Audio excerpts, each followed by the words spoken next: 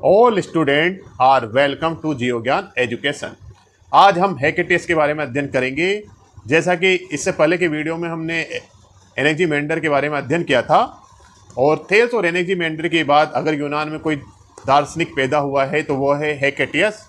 और अगर आपने ये वीडियो पूरा देख लिया तो हेकेटियस के बारे में जो भी क्वेश्चन एग्जाम में पूछे जाते हैं, चाहे आरपीएससी हो, चाहे यूपीएससी हो, चाहे अदर स्टेट के एग्ज़ाम हो, आपका कोई भी क्वेश्चन और आंसर गलत नहीं होगा।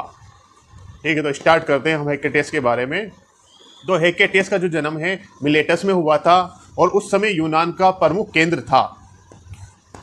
थेल्स और एनेक्जिमेंडर के बाद ये महान दार्शनिक बने। थेल्स और एनेक्जिमेंडर से ही हेकेटियस ने प्रेरणा लेकर भूगोल को एक व्यवस्थित और वर्णनात्मक रूप देने का प्रयास किया।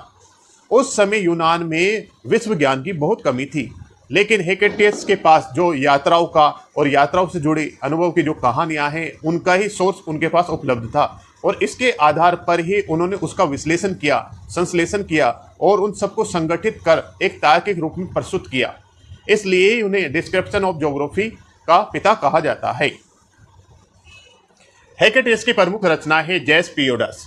जेसपियोडस ग्रीक भाषा में लिखी हुई है और इसका जो अर्थ होता है वो डिस्क्रिप्शन ऑफ द अर्थ यानी पृथ्वी का वर्णन। और इसे दो भागों में बांटा गया था, एक यूरोप की यात्रा जर्नी अराउंड द यूरोप और एक एशिया की यात्रा जर्नी अराउंड एशिया, जिसमें लीबिया और अफ्रीका को भी शामिल किया गया था। हेकेटियस ने ज्ञात जो विश्व था उसका भौगोलिक जानकारी देने का प्रयास किया था और उस समय इन्होंने देश के, नगर के, नदी के, तटीय क्षेत्रों और आदि की जनजातियों का वर्णन भी उस समय किया था और उनकी जीवन शैली किस प्रकार की, सांस्कृतिक परंपराएं कैसी है, व्यापारिक संबंध कैसे हैं, उन सब का उल्लेख इनकी इस बुक में मिलता है। और ये बुक मैथोलॉजी से हटकर वास्तविक भूगोल के अवलोकन पर आधारित बुक थी, इसलिए ही इन्हें फादर ऑफ डिस्क्रिप्टिव ज्योग्राफी कहा जाता है। हेकेटियस के मानचित्र संबंधी जो योगदान थे वो बहुत महत्वपूर्ण थे। इन्होंने जो एनेक्जिमेंडर ने जो मानचित्र बनाया था उसमें सुधार किया और इस प्रकार से सुधार किया कि उन्होंने तो जो एनेक्जिमेंडर ने भूमि और समुद्र को ही दिखाया था, लेकिन हेकेटियस ने इसके साथ साथ और अधिक स्पष्ट और यथार्थ मानचित्र बनाने का प्रयास किया। इन्होंने यूरोप को, एशिया को और लीबिया को, इन तीनों महाद्वीपों को इसमें दर्शाया और इन्होंने जो महासागरों को दिखाया है वो पृथ्वी के चारों ओर एक वृत्त के रूप में महासागरों को दिखाया है। और जो यूनान है उसको बिल्कुल जो मैप है उसके केंद्र में यानी विश्व के केंद्र में दिखाया है। और इनके जो मैप की विशेषता है उसमें ज्ञात समुद्री मार्गों का, द्वीपों का, तटीय क्षेत्रों का स्थान भी दिया गया है। यह मानचित्र उस समय यूनान के लिए बहुत ही महत्वपूर्ण था क्योंकि इसमें जो भौगोलिक दिशा का और दूरियों का ज्ञान भी दिया गया था। हेकेटियस के पृथ्वी के स्वरूप से संबंधित कुछ अपने विचार थे। सबसे पहले तो हेकेटियस पृथ्वी को गोल नहीं मानते थे, वह इसे चपटी माना करते थे और वह ये सोचते थे कि पृथ्वी के चारों ओर महासागर एक वलय के आकार में है स्थित है। वह ये मानते थे मनुष्य और देश इसके पृथ्वी के बिल्कुल बीच वाले भाग में स्थित है।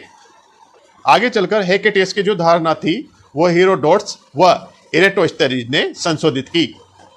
हेकेटियस ने जो मॉडल दिया था वो उस समय का तर्कसंगत और व्यवहारिक मॉडल था, क्योंकि उस समय पृथ्वी की गोलाई का कोई साक्ष्य प्रमाण नहीं था, इसलिए उनका जो मॉडल था उस समय एक तर्कसंगत और व्यवहारिक मॉडल था।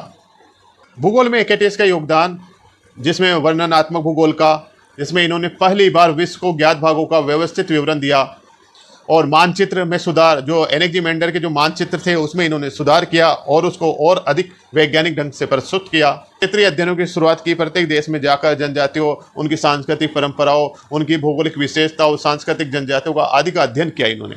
तार्किक दृष्टिकोण इस प्रकार के मिथक और कल्पनाएं थी, उनके बजाय इन्होंने तथ्यों पर, अनुभव पर आधारित विवरण प्रस्तुत किए। इस वीडियो में इतना ही। अगर आपको ये वीडियो पसंद आता है तो इसे लाइक करें, शेयर करें और मेरे चैनल को सब्सक्राइब करें। धन्यवाद।